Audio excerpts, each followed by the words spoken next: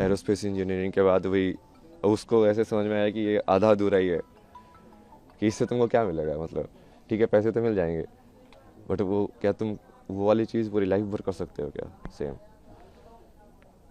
अब वो लाइफ भर यदि नहीं कर सकते हो मतलब तुम उब जाओगे, क्योंकि माया को तुम हटा नहीं सकते हो, क्योंकि वो माया बनी हुई इसलिए एंजॉय करने के लिए, उसको जीने के लिए। बट वो यदि कनेक्शन टूट जाएगा, जो कि अभी काफ़ी टूटा हुआ है, जो भी इंसान ईमानदारी से सवाल करता है, मतलब सत्यनिष्ठा के साथ कि हाँ अब मुझे इस चीज़ को जानना ही है, चाहे वो मैथमेटिक्स हो, चाहे वो कोई फिजिसिस्ट हो, चाहे कोई कैसा भी साइंटिस्ट हो, वो बोलेगा कि नहीं नहीं मुझे इस पूरे सत्य को जानना है, तो वो वही चीज़ पे पहुंचेगा फाइनली। तो इस सवाल के बारे में तो सोचोगे ना, बुद्ध को यही तो सवाल आए दो चार, लाइक ये बूढ़ा क्यों होता है, ये इंसान मरने के बाद क्या होता है, ये मृत्यु क्या होती है।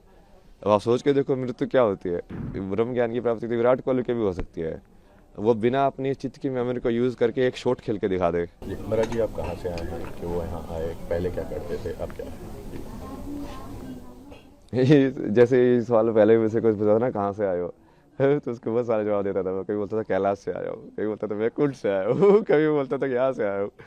बट फिर मुझे समझ में आया कि जो आप जो पूछ रहे हो उसके हिसाब से तो ये पूछ रहे हैं कि हाँ अभी इस शरीर का जन्म कहाँ से हुआ है। तो हाँ उसका वो तो हरियाणा में जन्म है मेरा, हरियाणा में झज्जर जो ज़िला है, तो स्कूलिंग वगैरह वहाँ से हुई।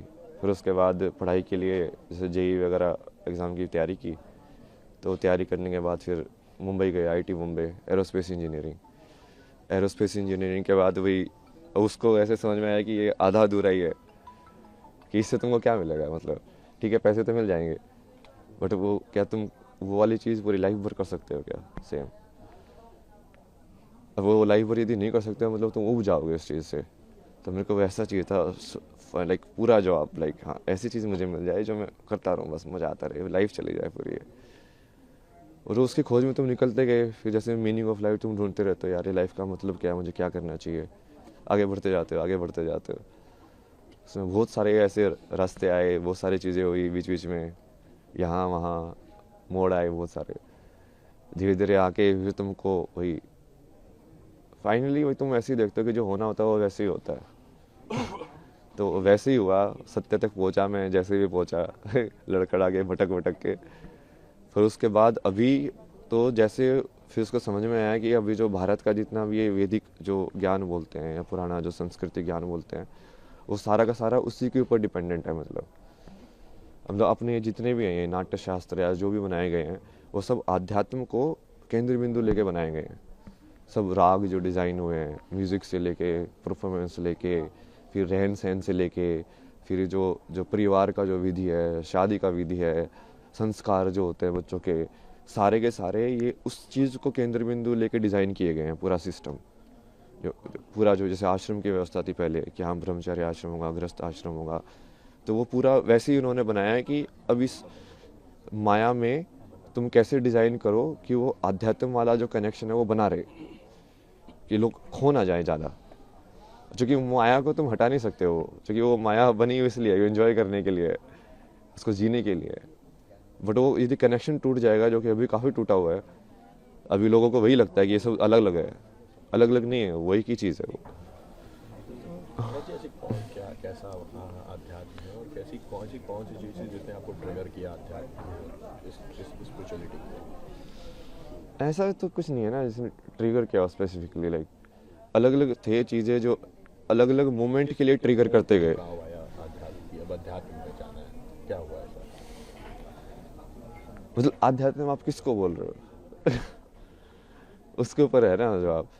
अब यदि तुम वैसे देखो तो किसी चीज़ सवाल के बारे में सोचना, बैठ के चिंतन करना, वो भी आध्यात्म ही है। चाहे मैंने कुछ भी पढ़ा हो या नहीं पढ़ा हो, शंकराचार्य को पढ़ा नहीं हो, विवेकानंद को पढ़ा नहीं पढ़ा हो, यदि मैं अपने में ही बैठ के सोच रहा हूँ, बैठ के जैसे रमना महर्षि थे, उनके दिमाग में एक दिन ये ख्याल आया कि ये मौत क्या होती है। तो बैठ के उस मौत को देखने लगे यार कि अच्छा ये है क्या ये, तो वो उनको ज्ञान की प्राप्ति हो गई। अब आप क्या बोलोगे, क्या ट्रिगर था उसका, वो क्या जरूरी थी, कुछ जरूरी नहीं थी। क्योंकि वो करने वाला तो अब वो आध्यात्म से रिलेटेड थे क्या नहीं थे, नहीं उन्होंने तो ऐसा कोई वो साधना नहीं की, कुछ संन्यास नहीं लिया, कुछ नहीं किया।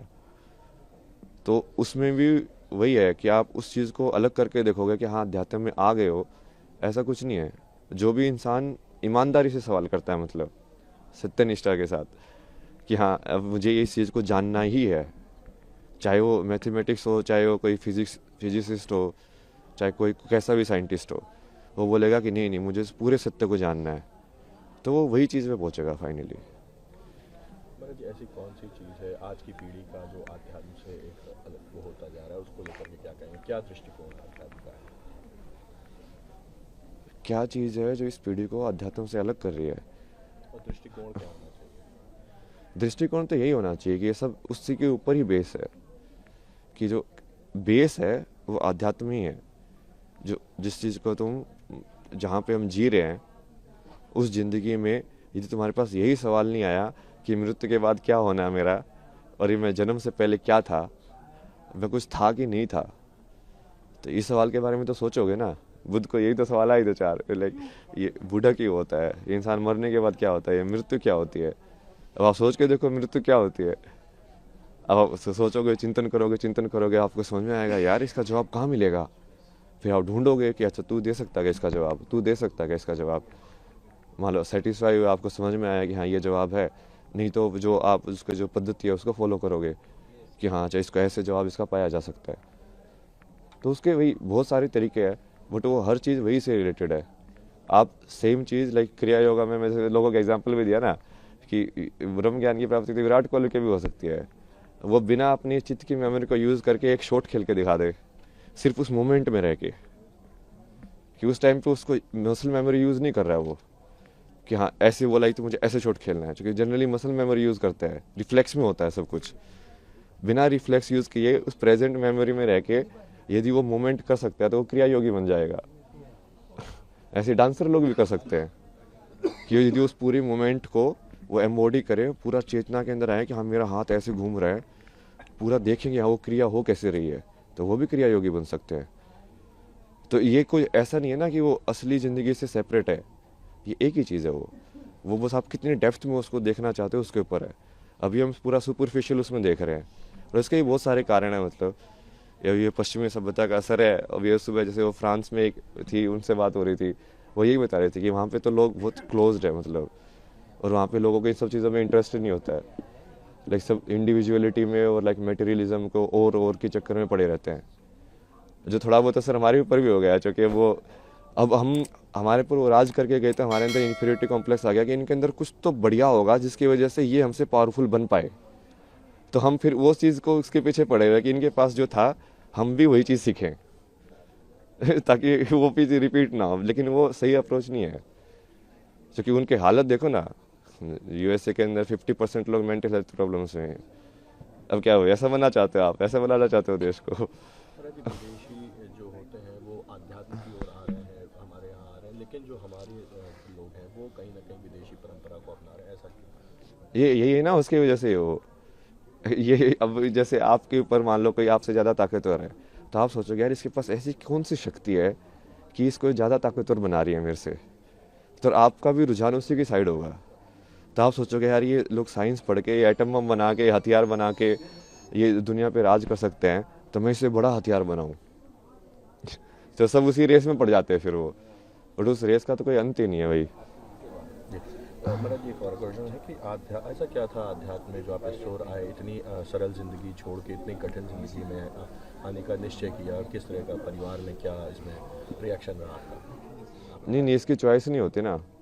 रियल में आप देखोगे ना, बहुत सारे लोगों की यदि जीवनी कहानी पढ़ोगे तो आपको समझ में आएगा कि ये चॉइस होती ही नहीं है वो, क्योंकि तुमको यदि वो चीज़ की तरफ रुझान है ना, तो तुम इस लाइक उसको चीज़ तुमको खींचती रहेगी अपने साइड, उस लाइक वो बुलाती रहती है कि हाँ, अब तुम जाते रहते हो उसके साइड, एक के बाद एक। तुम चाहोगे कि नहीं मैं फिर से लाइक इस चीज़ में जाऊँ मेन स्ट्रीम में, बट वो होगा ही नहीं, तुम खुशी नहीं रहोगे। अब तुमको हमेशा ऐसे लगता रहेगा यार नहीं यार ये मेरे लिए नहीं बना है, ये मेरे लिए नहीं बना है, तुमको कुछ और करना है, तुमको कुछ और करना है।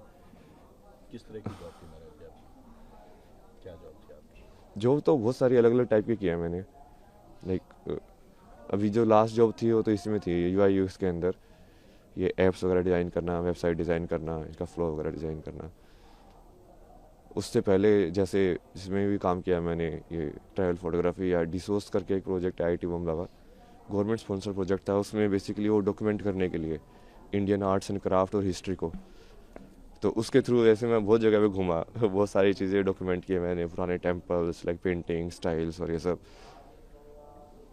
उसके बाद जैसे इसमें भी काम किया मैंने, मैगजीन्स वगैरह में, फिल्म मेकिंग भी की मैंने, डॉक्यूमेंट्री फिल्म्स में मेरी लाइक फिक्शन फिल्म भी है बहुत सारा कंटेंट है भाई। महाकुंभ को लेकर के क्या संदेश देंगे, किस तरह की व्यवस्थाएं लगी आपको, क्या?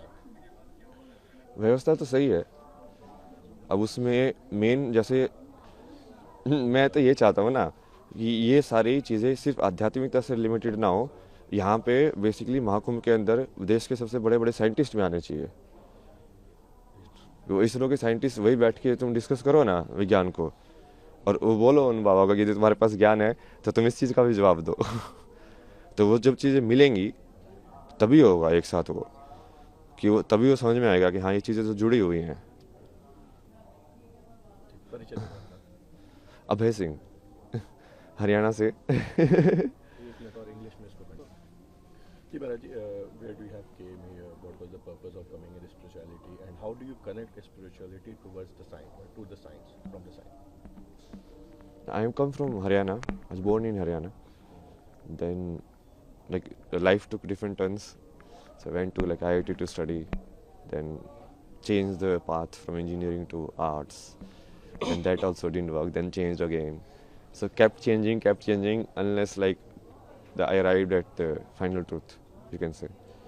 Then after that, I started exploring. Okay, so what is it like? It makes it. What is it the other people have discovered about it? Then I started like when you see Sanskrit, like how Sanskrit was written and composed. What makes Sanskrit so special? So if you see the Maheshwaraya Sutra, like this Panini said like he was in meditation. Then he got this sutra. It's like the Damru of Shiva, like Shiva gave him this, which is the base of the Sanskrit language. Then how it is composed, like with respect to grammar. So all of this knowledge, like it should be combined. It's not like separate, like like linguistic is like they're like this is a linguist guy, this is a spiritual guy, this is a Baba guy. No, because earlier the Rishi used to do both actually, and that was the method of doing it. Like if you study Ramanujan, like his math equation come from like Devi only. The same with me only. Like I only do Bhakti of Shiva. All of my knowledge, like whatever I study like very less. Only some diagram I see. Okay, this is it. Then I understand it. Like Mahadev tells me, okay, like this is how it works. So that is the real way of doing it. What was the main thing that triggered you into spirituality? You can say like the quest for the answer, quest for the knowledge. It took different forms in outside. Like initially you are searching for the like meaning of life, to do what is like substantial in life. But then you shift. Then it was like then you are going through the mental health problem. Then the question was like how mind works. How do you get rid of these unwanted thoughts in your mind? Which I think is very popular question these days. Like people, that's why a lot of people are actually getting attracted towards spirituality. Not towards like getting moksha, but towards like, okay, how do I actually calm my mind and reduce my anxiety and all of that, which is fine also. But then you have to connect it to the root also. Like what is the base of it? Why so many techniques and meditation techniques are there? It's not just to calm your mind. It's basically there's a different motive to it.